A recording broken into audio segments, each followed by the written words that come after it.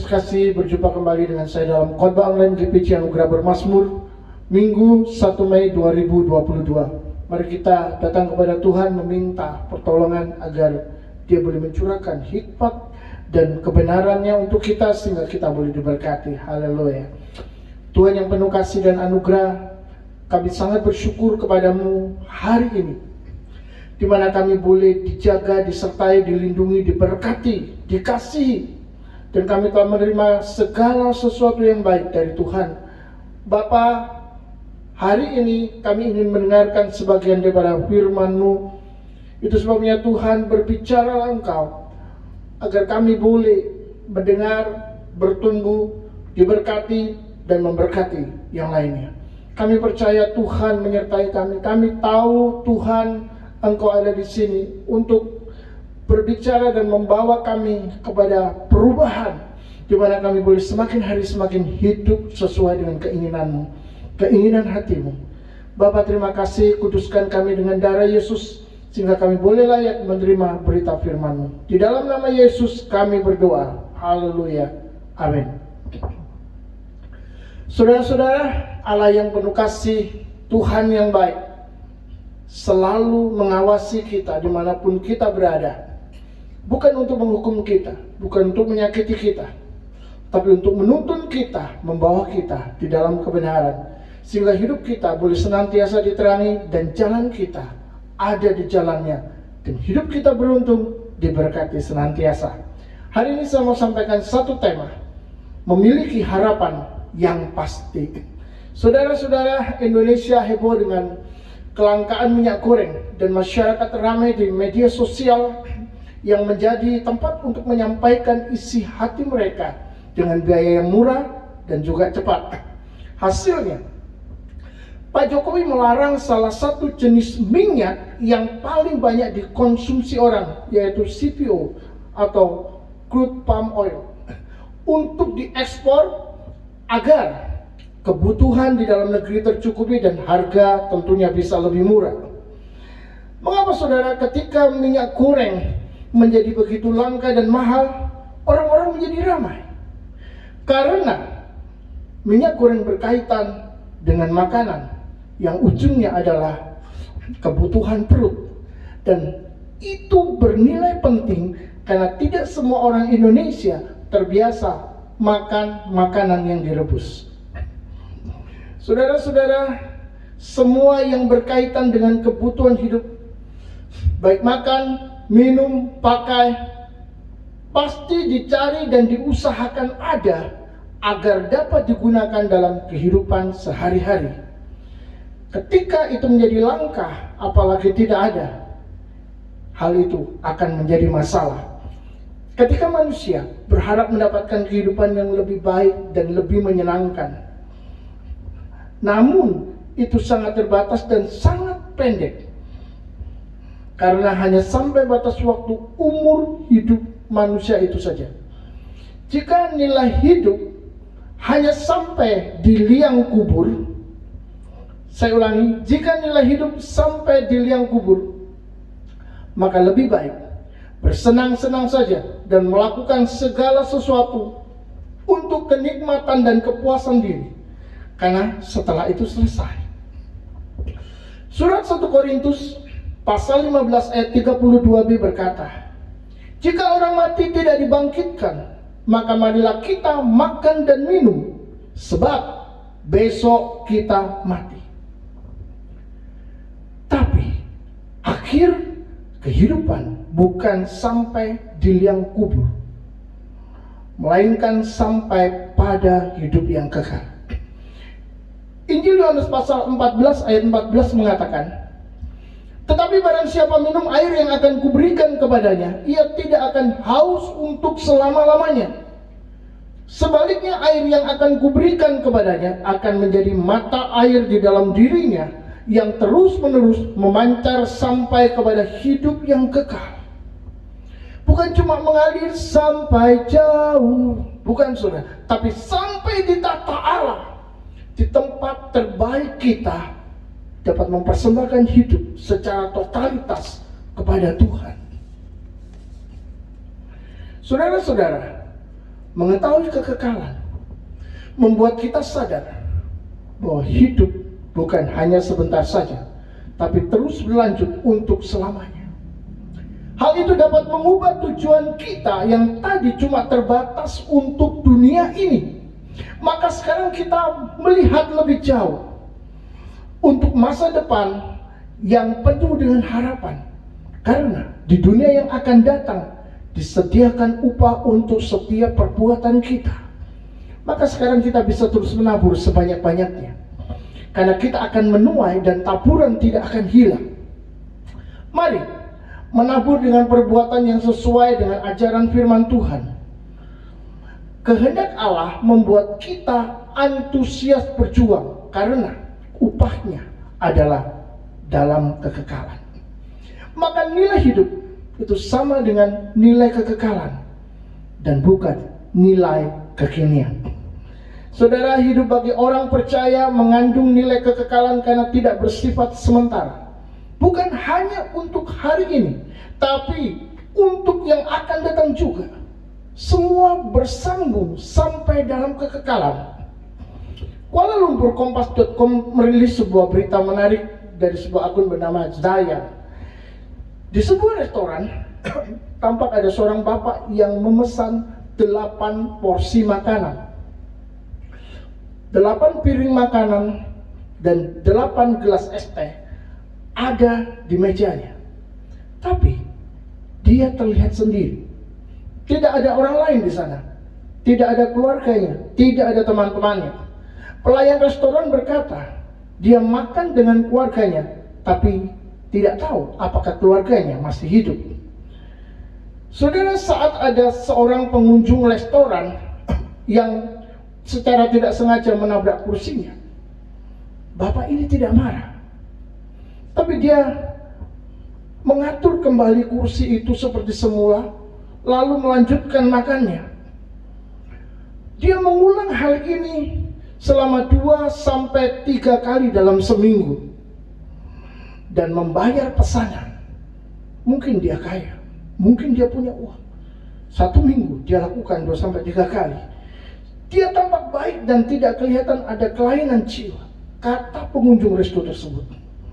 Saya catat ada 2 komentar pembaca yang mengatakan, mungkin bapak tersebut teringat kepada keluarganya yang sudah meninggal.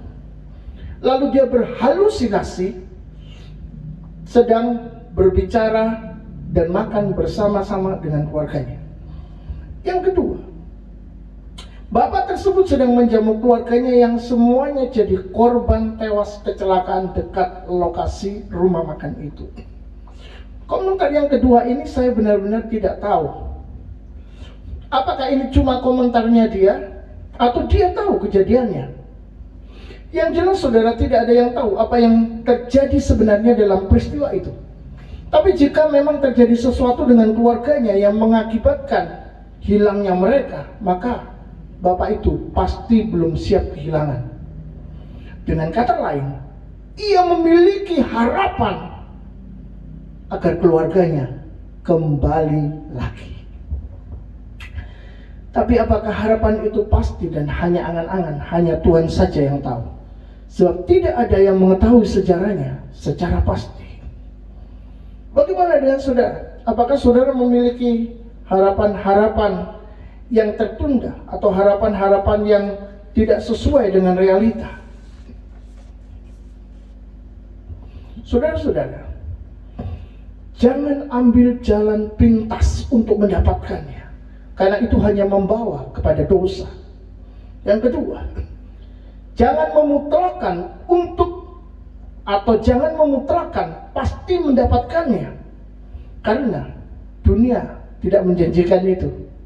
Yang ketiga, jangan merebutnya dari orang lain, karena Tuhan tidak memberikan apa yang bukan milik kita.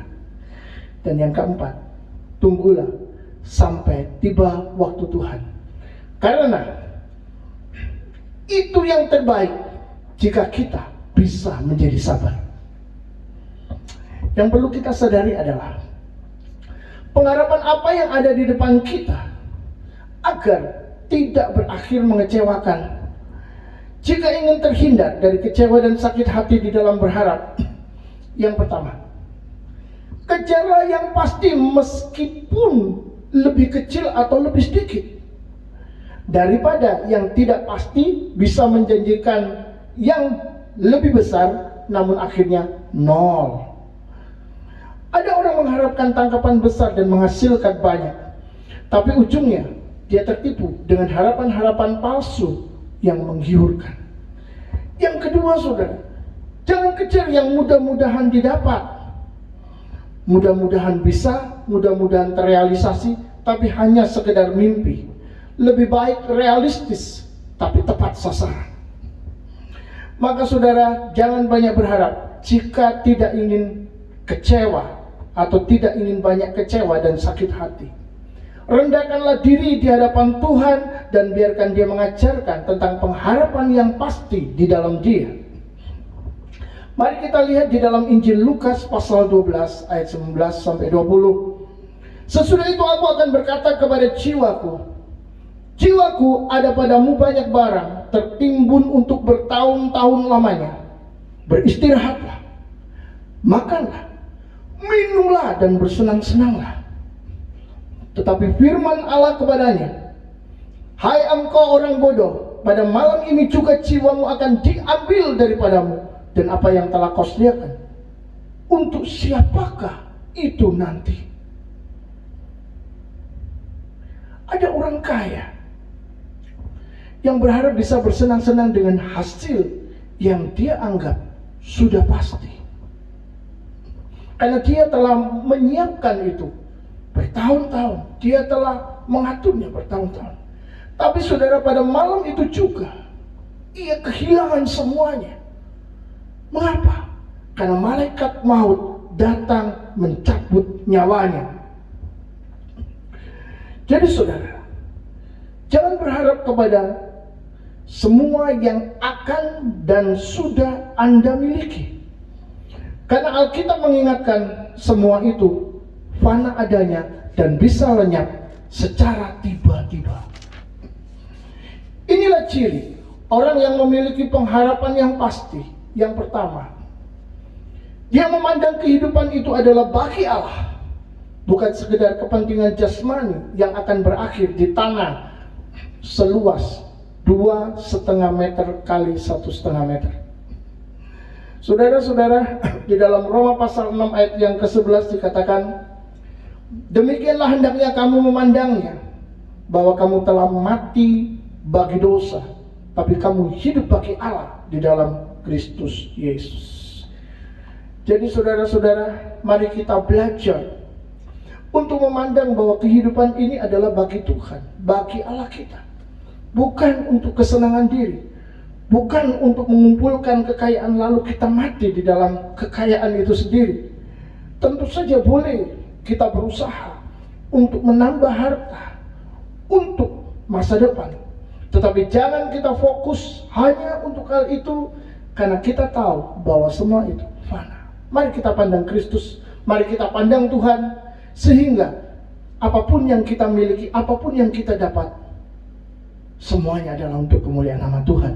Dan ketika kita melakukan itu, kita tahu bahwa kita hidup untuk pengharapan yang pasti, yakni ada di dalam kekekalan. Saudara, yang kedua, ciri orang percaya yang memiliki pengharapan yang pasti, yaitu dia memikirkan hidup setelah kebangkitan, meskipun dia belum mengalami kematian dan masih berinteraksi dengan perkara-perkara yang duniawi. Di dalam 1 Korintus pasal 15 ayat yang kedua dikatakan, demikianlah pula halnya dengan kebangkitan orang mati, ditaburkan dalam kebinasaan, dibangkitkan dalam ketidakbinasaan. Saudara mengerti maksudnya? Orang ditaburkan di dalam kebinasaan karena manusia pasti mati.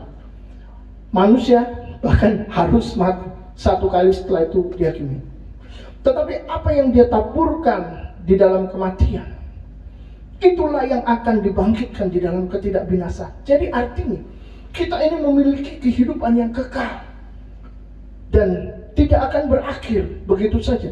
Maka apapun yang kita lakukan sekarang akan kita tuai di dalam ketidakbinasaan, di dalam kebangkitan itu. Jadi saudara-saudara, orang yang memikirkan hidup setelah kebangkitan pastilah seorang yang tidak hanya memikirkan hidup yang sekarang ini saja, yang ada di dunia ini saja.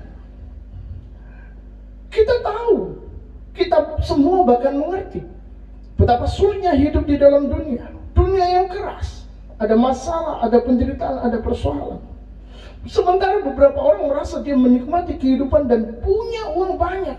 Mungkin di deposito, mungkin itu berupa tanah, hartanya luar biasa.